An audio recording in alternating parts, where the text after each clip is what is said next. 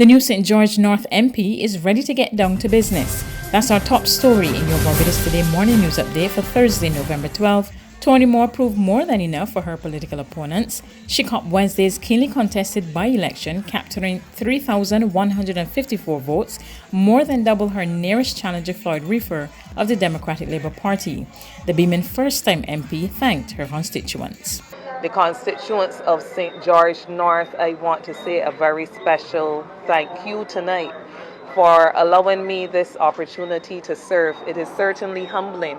At the start of this journey, I committed that I would want to, or undertook, I should say, that I would want to hit every single house in St. George North, because I recognize it was not only important for people to know of me.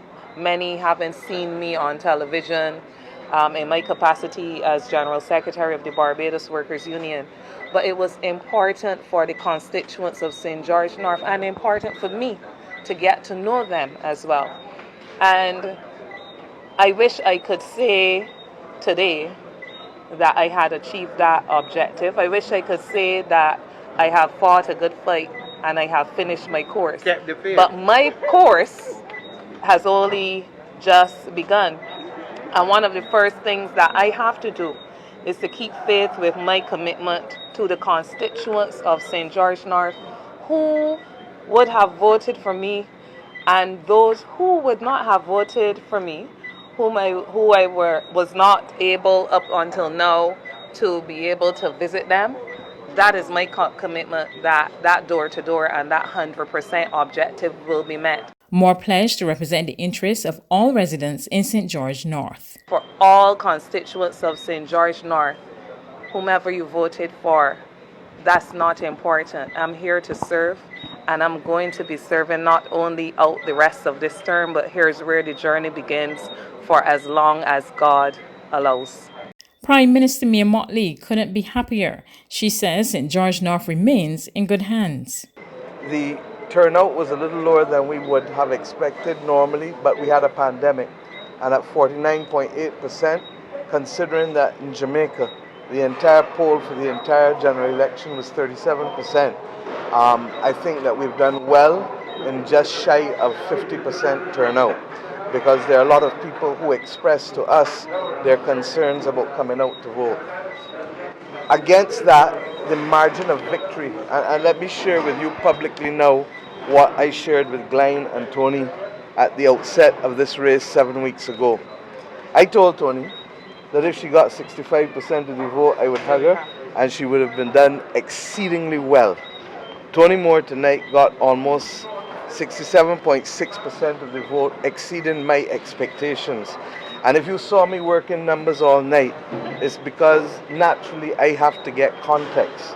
And Glenn in 2018 was an outlier. We all know that. Glenn won 81% of the vote after almost 20 years of representation. Tony Moore tonight gets almost 67% of the vote. Not almost, 67.6%, almost 68% of the vote with 7 weeks on the ground. And 7 weeks on the ground, she was able to do better than Glenn did in 2013 when he got 59% of the vote. She was able to do better than Glenn did in 2008 when he got 54.6% of the vote. This is a commanding and decisive victory for what I predict will be a brilliant career for the people of St. George North, with her representation continuing on the stellar work of Glenn Clark in this constituency. Moore's main challenger, Floyd Reyna, expressed his disappointment at the outcome, but he congratulated Moore. He assured his supporters he has no plans on giving up. I thought he made good headway. I thought the whole campaign was very intense. I know we had the money back for all the way. I thought Miss Motley pulled out all the stops. But congratulations to Tony Moore. And I thought that, like I said, it was a good campaign. I enjoyed it. I enjoyed the nights on the platforms. I enjoyed the little banters and stuff. But a lot of issues in St. George North was highlighted. And I hope now that, going forward, now that she's in power, that she can continue to work on the issues that they're having in St. George North. What's the next step for you Is this the end of the road, or will we be seeing more of Floyd Reyna in politics? The end of the road is a song, but it's not, like I said before, I'm here for the long haul. Obviously you got to go back to the drawing boards and come back again. When you're down, it's the true character that shine. Like I said, I'm a lion, and this can deter me. This episode right here cannot deter me. None of the other candidates fared well at the polls. Solutions Barbados candidate Grenville Phillips congratulated Moore. He, however, declared that he was quitting politics. But in an interview early in the day, he said he would not turn his back on the constituency. Anyone dumping in St. George North, I plan to be like a sheriff. If you're dumping in St. George North, you're not going to get away with it. I will investigate the material and identify who dropped it there and use the government offices to go after them, or whatever we can to go after them. Anyone burning fires in St. George North will be sorted out, even if it's a cane fire. I plan to just give myself to the people of St. George North if they want that kind of representation. There's regional and international news after this short break.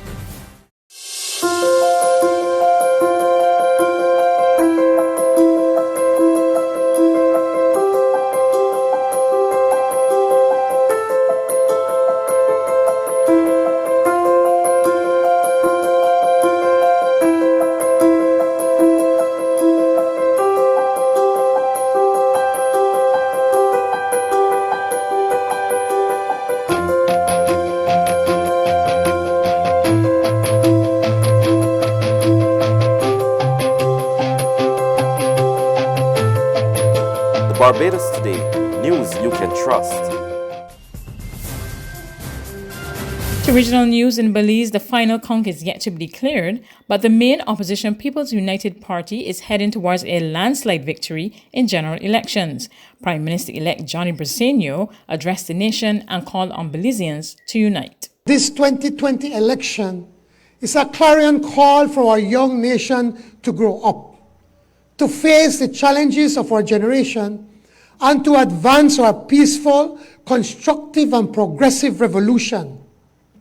But most importantly, to bring our people together as never before, so that as one, we can build a nation where everyone matters and everyone is once again to be a proud Belizean. Further afield, U.S. President-elect Joe Biden will continue to lay the groundwork for his administration today against the backdrop of resurgence of COVID-19 cases across the United States.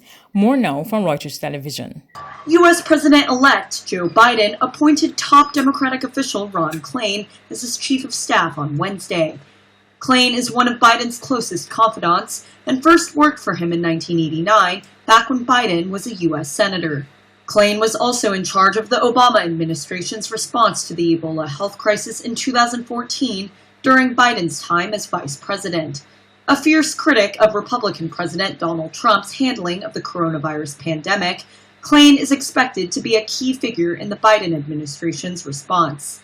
In a statement, Biden said, quote, "Ron has been invaluable to me over the many years that we have worked together, including as we rescued the American economy from one of the worst downturns in our history in 2009, and later overcame a daunting public health emergency in 2014.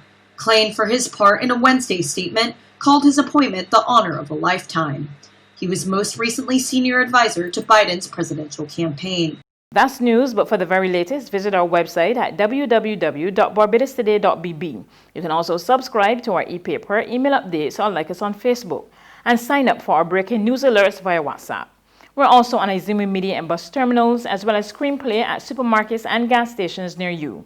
You can also hear us on Mix 96.9 FM and Capital Media HD 99.3 FM.